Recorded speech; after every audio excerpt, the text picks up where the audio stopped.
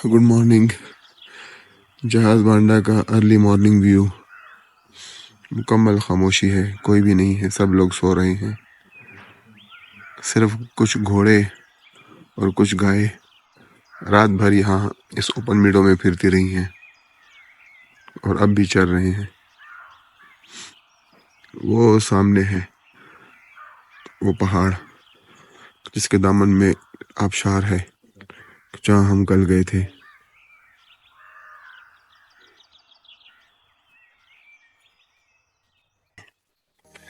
सुबह के 6:30 बज रहे हैं और हमने कटोरा लेक के लिए ट्रैकिंग स्टार्ट की हुई है। तकरीबन आधा घंटा हुआ है हमें ट्रैकिंग स्टार्ट किए हुए। उम्मीद है इंशाअल्लाह मज़ीद 2 से 2.5 घंटे में हम कटोरा लेक तक पहुंच जाएंगे। कटोरा झील की ट्रैकिंग रवां दवा है। ये जो सामने आपको पत्थर नज़र आ रहे हैं, कैमरे में तो ये बहुत छोटे दिख रहे होंगे, लेकिन ये हैं बहुत बड़े बड़े पत्थर। ये बहुत बड़ी बड़ी चट्टानें हैं। इन चट्टानों की इस दीवार को हमने क्रॉस करना है और इसके उस पार फिर जो है सामने जो 2 पहाड़ नज़र आ रहे हैं, एक राइट पर ग्रीन पहाड़ है और लेफ्ट पर जो है ये बर्फ़ वाला पहाड़ है। इन दोनों के बीच में जो वैली गुजरी हुई है, उस वैली के पार कटोरा लेक है। हमने वहाँ तक जाना है इंशाल्लाह। चट्टानों की पहली दीवार को पार कर लिया है और इस तरफ एक वसी मैदान है और ये छोटी सी एक झील है यहाँ पर, इंतहाई छोटी सी, और यहाँ इंतहाई खामोशी है। मेरे साथी बहुत पीछे हैं। यहाँ पर सिर्फ गाय भैंसे ही नजर आएंगी आपको और खामोशी है मुकम्मल तौर पर और सुकून है। कटोरा झील के रास्ते में जगह जगह आपको ग्लेशियर मिलेंगे, जिनसे निकलता हुआ पानी इन पत्थरों में से फिरता फिराता यहाँ से गुजर रहा है और एक खूबसूरत हसीन मंजर पेश कर रहा है। ये है चट्टानों की दीवार, इसको हमने पार करना है और फिर इसके उस पार जो है हमने कटोरा लेक का सफ़र कंटिन्यू करना है। लेकिन ये चट्टानें बहुत बड़ी हैं और बहुत ऊंची हैं, इनको यहाँ से पार करना बहुत ही मुश्किल है। इसलिए हमने इन चट्टानों के जहाँ पर इनका अख्ताम होता है वहाँ तक जाना है और उसकी कॉर्नर से हमने इसको क्रॉस करना है।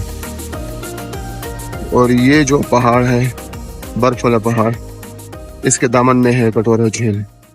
1.25 घंटे की ट्रैकिंग के बाद हम पहुँचे हैं मिनी कटोरा लेक। आपको दिखा रहे हैं अभी मिनी कटोरा।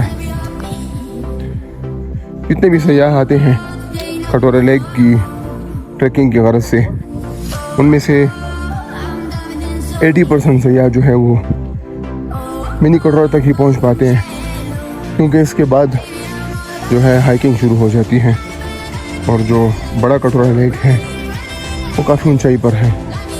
वहाँ तक पहुँचना भी बहुत मुश्किल हो जाता है। अक्सर लोग जो है यहीं से वापस हो जाते हैं। ये मिनी कटोरा है और यहाँ के बाद इंशाल्लाह इसमें किश्तियाँ खड़ी हैं। कुछ लोग जो है किश्तियों में बैठकर मिनी कटोरा के दूसरे सिर तक पहुँचते हैं और कुछ लोग इसके साइडों पर से होते हुए दूसरी तरफ पहुँच जाते हैं। हम भी इंशाल्लाह ट्रैकिंग करते हुए इसकी साइडों से होते हुए मेन कटोरा लेक तक पहुँचेंगे। ये है मिनी कटोरा लेक का क्लोज़अप व्यू। ये यहाँ किसी ने कश्ती जलाई हुई है। ये कश्ती आपको इस कटोरा लेक के दूसरे सिरे तक पहुँचाती हैं मिनी कटोरा के, और फिर वहाँ से आगे लोग जो है हाइकिंग करते हुए मेन कटोरा तक पहुँचते हैं। लेकिन बहुत कम लोग जो है आगे जा पाते हैं, क्योंकि आगे बड़ी मुश्किल हाइकिंग है। वो सामने जो पहाड़ नज़र आ रहा है, ये वाला पहाड़, इस पहाड़ के दामन में राइट साइड पर मेन कटोरा लेक है। वहाँ तक हमें जाना है इंशाल्लाह। तब तक आप मिनी कटोरा एंजॉय कीजिए। तकरीबन 2 घंटे की ट्रैकिंग के बाद हम मिनी कटोरा लेक तक पहुँचे हैं। ये सामने जो है मिनी कटोरा लेक है। इसके बाद तकरीबन 1.5-2 घंटे की मज़ीद हाइकिंग है और उसके बाद जो है हम इंशाल्लाह मेन कटोरा लेक तक पहुँचेंगे।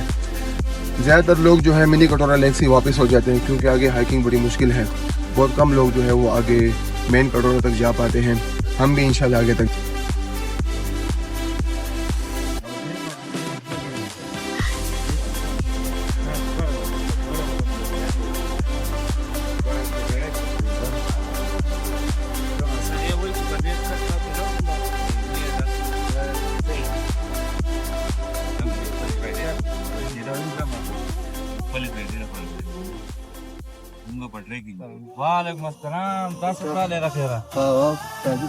मिनी कटोरा पर हम चाय के लिए रुके हुए हैं।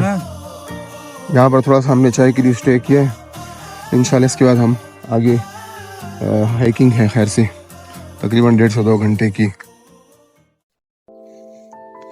ये है मिनी कटोरा लेक का एरियल व्यू।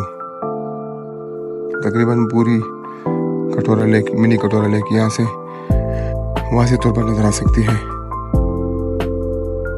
मिनी कटोरा को पार करने के बाद ये रास्ते में एक इंतहाई बड़ा ग्लेशियर आता है। बहुत बड़ा ग्लेशियर है जिसके नीचे से पानी बह रहा है और इसको पार करना मेरे ख्याल में बहुत मुश्किल है। बहुत बड़ा खतरा मोल लेने वाली बात है ये। हम इसको यहाँ से पार नहीं करेंगे, हम ऊपर जाएंगे जहाँ पर ये ग्लेशियर इंतहाई नैरो हो जाता है, तो वहाँ पर हम इसको क्रॉस करेंगे। झील के बिल्कुल करीब पहुँच चुके हैं हम। ये सामने जो आबशार नज़र आ रही है इसके पार झील है, लेकिन रास्ते में एक बहुत बड़ा ग्लेशियर है, इसको पार कर रहे हैं। थोड़ा सा मुश्किल है, इसमें पाँव फंसा कर चलना, बहुत एहतियात के साथ इसको चलना पड़ेगा क्योंकि नीचे काफ़ी गहराई तक गया हुआ है। यहाँ से फिसले तो सीधा नीचे। तो चलो मिलते हैं झील पर। तो आखिरकार 4 घंटे की ट्रैकिंग के बाद हम कटोरा पहुँच गए। ये वो झंडा जहाँ पर अक्सर लोग पिक्चर खींचते हैं। झंडा तो फटा हुआ है, ये बत्ता डंडा लगा हुआ है। और ये है the most beautiful and romantic कटोरा लेक, जो आधी बर्फ से ढकी हुई है। इंतहाई खूबसूरत लेक है ये। 5 घंटे की ट्रैकिंग के बाद हम कटोरा झील तक पहुँचे हैं।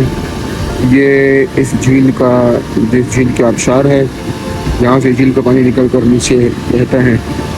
और ये जो है कटोरा झील, ये बहुत बड़ी झील है। इसकी वसअत जो है वो आपको कैमरे की आंख से पता नहीं चल सकता, उसका आप अंदाज़ा नहीं लगा सकते इसकी वसअत का। जब आप रेल में आकर इधर खड़े होते हैं और अपनी आंखों से इसको देखते हैं तब आपको अंदाज़ा होता है कि कितनी वसी है।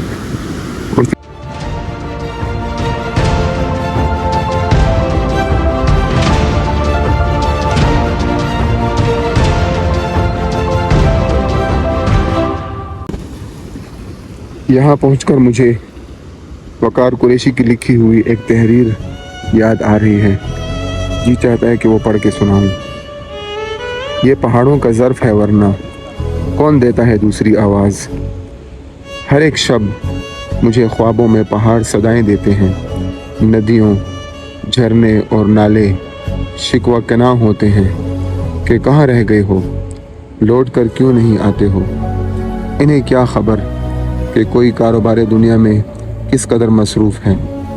झीलें अपनी रहनाइयाँ और नज़ारे लुटाते हुए कहती हैं, कुछ वक्त अपने लिए भी निकाल लो, आओ मेरे पानियों से भी कुछ बातें कर लो। झीलों पर उतरती परियां जब रक्स व सुरूर की महफिलें सजाती हैं तो मैं अपने हाथ बेइख्तियार इन्हें छूने को बढ़ाता हूँ। इससे पहले कि इन्हें छू सकूँ, मोबाइल का अलार्म झंझाग के चीखता है और मैं तख़य्युल कर सरज़मीं से वापस हक़ाइक़ की दुनिया में पटक दिया जाता हूँ। इसलिए जब कभी अपने आप के साथ वक्त गुजारने का मौका मिलता है तो पहाड़ों की जानिब रख्त सफ़र बांध लेता हूँ, क्योंकि ये तमाम नज़ारे मेरे होने तक ही हैं गनीमत ये 4 लम्हे भी, फिर न हम हैं न ये तमाशा है।